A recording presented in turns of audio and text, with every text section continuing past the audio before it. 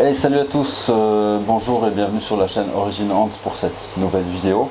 Alors aujourd'hui on va notamment faire un petit tour de la Ants Room pour faire un suivi des différentes colonies.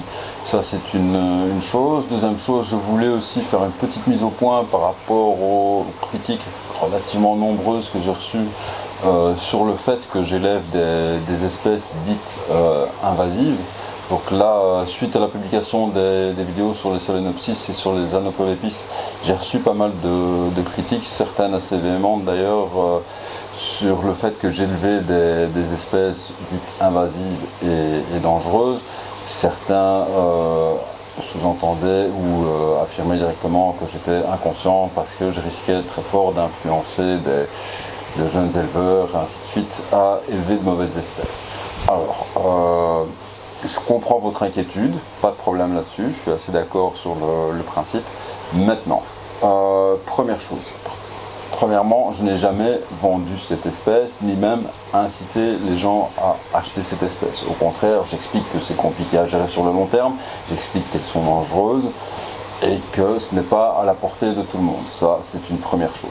Deuxième chose, je me donne aussi les moyens de réussir ici. Je ne suis pas dans une habitation, je suis dans un local destiné spécifiquement à mes élevages myrmécologiques. Toutes les précautions sont prises évidemment au niveau anti-évasion. Il y en a même plusieurs pour être sûr de n'avoir aucune fuite, et sur ce genre de nid, je n'ai jamais eu le moindre problème, donc de ce côté-là, on est sûr. Ça, c'est une première chose, mais sur le fond, il y a autre chose qui m'embête aussi. On parle beaucoup des Solenopsis, des Anopolepis, donc de ces fourmis invasives et entre guillemets populaires, fort connues, mais personne ne réagit quant au fait que nous échangeons librement à travers l'Europe des messors, des fédoles ou des choses comme ça. J'ai ici les Solenopsis geminata, vous le savez, mais des fédoles pallidula. Les fédoles pallidula, à mon sens, sont beaucoup plus dangereuses à maintenir ici en Belgique que les Solenopsis geminata, qui sont typiquement inféodées à la zone tropicale et subtropicale. Regardez sur les cartes d'aire de répartition, les Solenopsis geminata, c'est autour de l'équateur, point barre. Alors oui, elles ont été répertoriées en Hollande et en Allemagne dans certaines zones. Certes, maintenant on n'est pas dans des zones sauvages. Les zones où on a répertorié ces espèces invasives en Hollande notamment, ce sont des zones de culture intensive en fait. Donc c'est ce que les Hollandais appellent la province de verre, le pays de verre. C'est des régions où quasiment l'entièreté de la surface du territoire est recouverte de serres de culture. Beaucoup de ces serres sont chauffées, et dans ces serres, on y importe, on y cultive quantité de plantes, que ce soit des plantes d'ornement, que ce soit des fruits et légumes, bref, on cultive un peu de tout. Ces serres recouvrent vraiment des kilomètres carrés, donc on peut clairement parler d'un biotope à part. Et c'est là, évidemment, qu'on a recensé ces espèces invasives tropicales. On ne les a pas recensées en pleine campagne en Hollande ou en Allemagne. Non, on les a recensés dans des zones où le climat est modifié par l'homme, de nouveau. Donc, voilà, les Solenopsis geminata ne risquent pas d'envahir la région, contrairement par contre aux Solenopsis invicta, qui elle, comme le montre très bien son aire de répartition, et c'est pour ça que je n'ai pas choisi cette espèce aussi, comme le montre très bien son aire de répartition, peut s'étaler beaucoup plus haut en latitude, et elle est clairement susceptible, alors sans aucun doute, de s'adapter au climat méditerranéen. Là il n'y a aucun doute là-dessus, puisqu'elles ont déjà conquis le territoire au climat similaire aux États-Unis, mais il ne faut pas grand-chose pour qu'elles puissent s'adapter au climat continental, tempéré et humide que nous avons ici, donc avec des hivers un peu plus rudes. Celle-là représenterait un risque beaucoup plus important. Mais si vous voulez être entier avec vous-même, je suppose alors que dans vos élevages, vous n'avez évidemment et strictement que des espèces locales. Quand je dis locales, c'est des espèces qui viennent à moins de 50 km de chez vous. Je veux dire que vous ne maintenez pas une espèce de messor en habitant à Lille ou autre, ça ce n'est pas du local. C'est déjà une importation, c'est déjà un risque au niveau invasif. Je sais bien que ce n'est pas le cas. Donc voilà, réfléchissez un petit peu avant de critiquer. La critique est toujours facile. Je sais qu'en France c'est un peu un sport national, mais voilà, c'est pas le cas partout. Et n'oubliez pas que vous comme moi, nous sommes au départ de simples amateurs, nous ne sommes pas des doctorants en myrmécologie ou autre. Donc vos affirmations au final ne sont que des avis, et les avis c'est comme les trous de balle, tout le monde en a un. Voilà. Sur ce, revenons aux fourmis. Donc petit tour des colonies.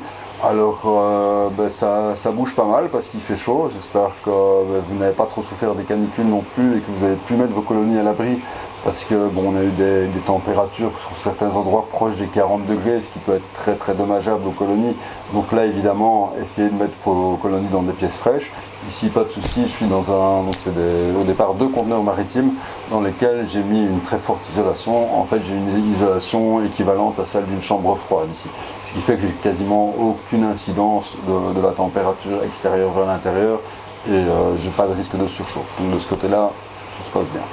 Alors on a d'abord une belle colonie d'affûts sur l'étagère à qui j'ai offert une petite extension de territoire. Donc on voit ici le tuyau qui passe derrière et je leur ai mis une aire de chasse pour leur offrir un peu plus de territoire et aussi pour éloigner le point de nourrissage du nid. Ça, c'est toujours important au fur et à mesure que la colonie grandit, d'éloigner le point de nourrissage du nid pour des raisons d'hygiène évidemment. Donc ça permet d'éviter les infestations d'acariens, de moisissures et autres notamment. Alors les macus, elles profitent évidemment des journées un peu plus chaudes parce que ça se ressent malgré tout dans la pièce et elles se développent sans aucun problème. Juste ici à côté, on avait notre double terrarium, enfin notre double formicarium plutôt, avec les Polyrhachis dives. Alors elles sont encore assez discrètes pour l'instant, donc il y avait de l'ordre d'une quinzaine d'ouvrières et de reines.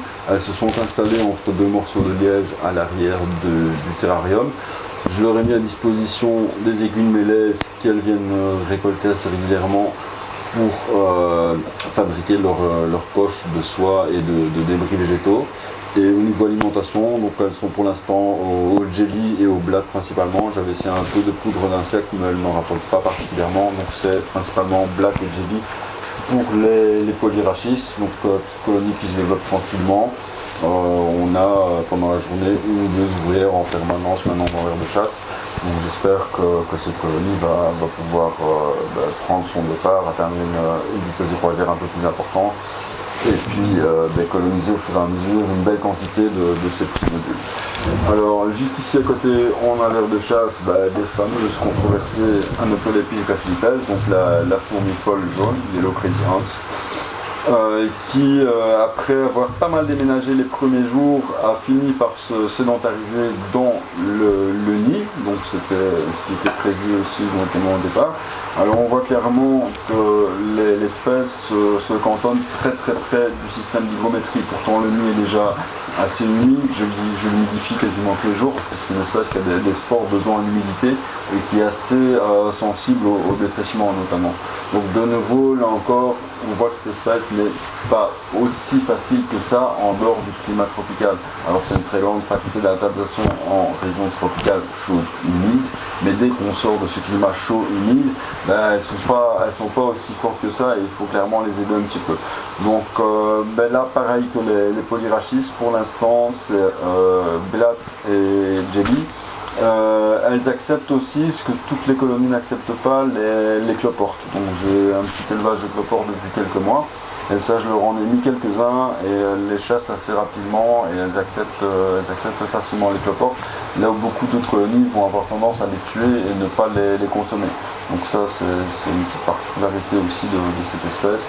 Donc cette faculté à justement consommer pas mal de nourriture différente. Alors là, on a un petit formicarium de nouveau avec une colonie de Sanctus, donc les Camponotus sanctus. Une colonie qui se porte bien là encore. Avec ici, on doit avoir à mon avis maintenant une bonne trentaine d'ouvrières et on en a en permanence 5-6 dans l'aire de récolte. Ici, c'est un terrarium type, c'est le modèle Tetraponera, donc c'est un terrarium. Un formicarium avec un nid en bois uniquement, donc un nid qui est sec à 100%. Donc ce type de nid convient bien pour les Sanctus, notamment pour les Tetraponera évidemment et d'autres espèces, mais ne conviendra pas à toutes les espèces.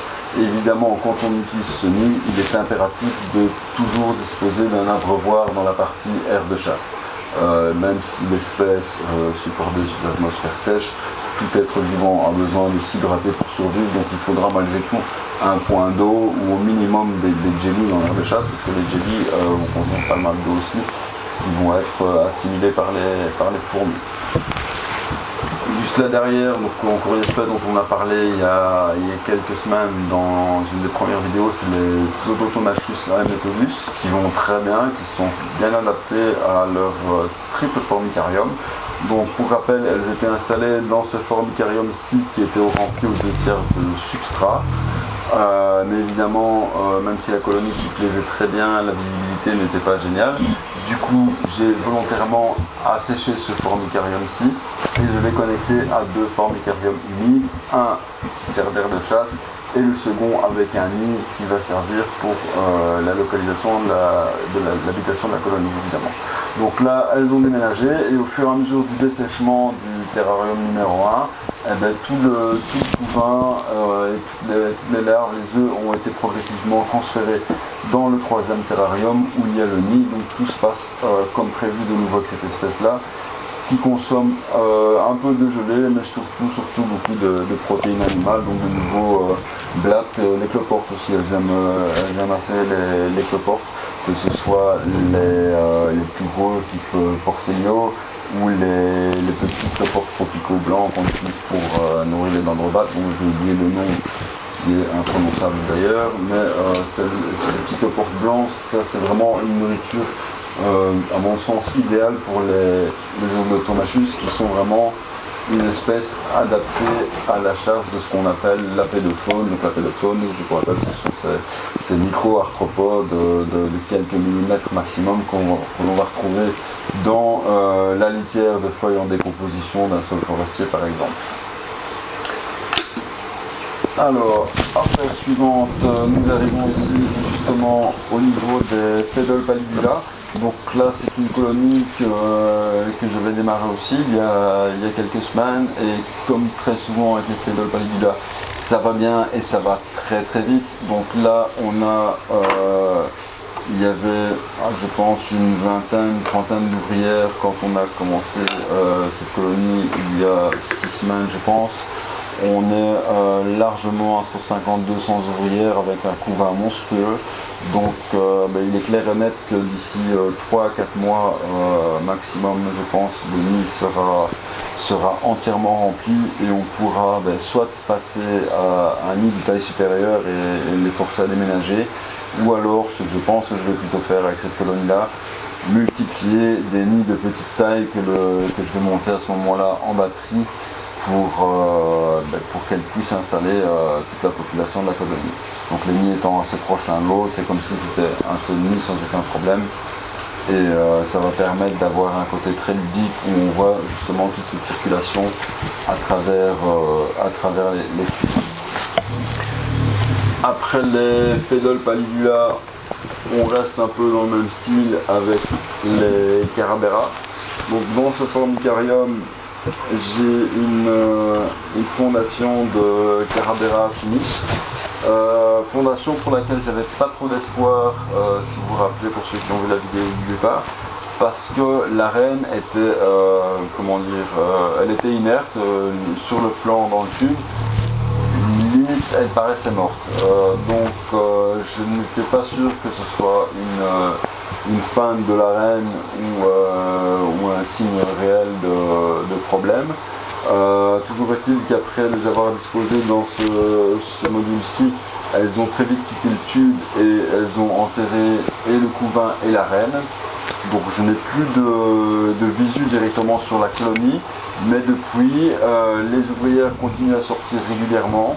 Je vois des ouvrières plus claires, notamment des médias et des submajors. Donc je pense que la colonie a priori continue à se développer.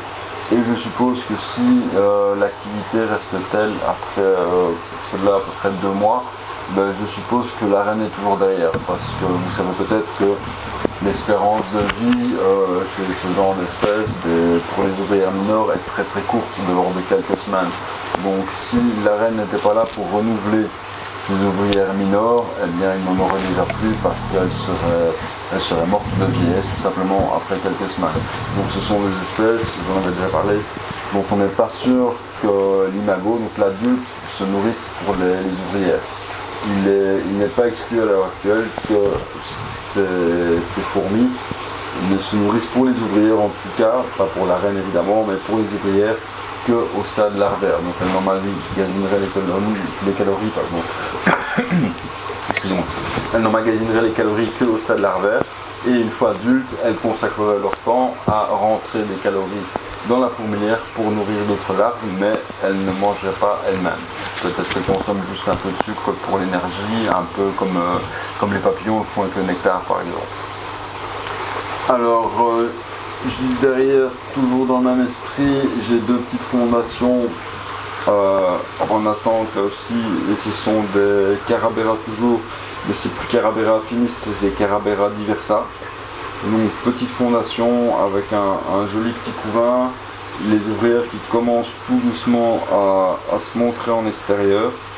Donc là on voit, je ne sais pas si vous allez arriver à distinguer avec la caméra, on fera des plus gros plans après, parce que c'est évidemment très petit hein, comme espèce. Les Carabera, les minors, c'est de l'ordre de 2 mm et demi, et c'est très fin au niveau du corps, c'est même plus fin que les Phédol pallidula, je trouve. Donc c'est assez petit et on ne les distingue vraiment que par le nombre. L'individu en lui-même sur un substrat naturel est très dur à distinguer tellement il est petit, je trouve. Bon après la vue baisse avec l'âge paraît-il, mais logiquement je vois encore assez clair. Donc deux colonies qui sont au même stade avec un petit pot contenant du substrat dans lequel on a la reine, un paquet de couvain et les premières générations d'ouvrières. Donc là encore ce sont deux colonies, enfin, j'espère en réussir au moins une sur les deux en tout cas, qui potentiellement peuvent atteindre un développement énorme. Et là, l'objectif est de nouveau de vous montrer ce que c'est de gérer une colonie énorme.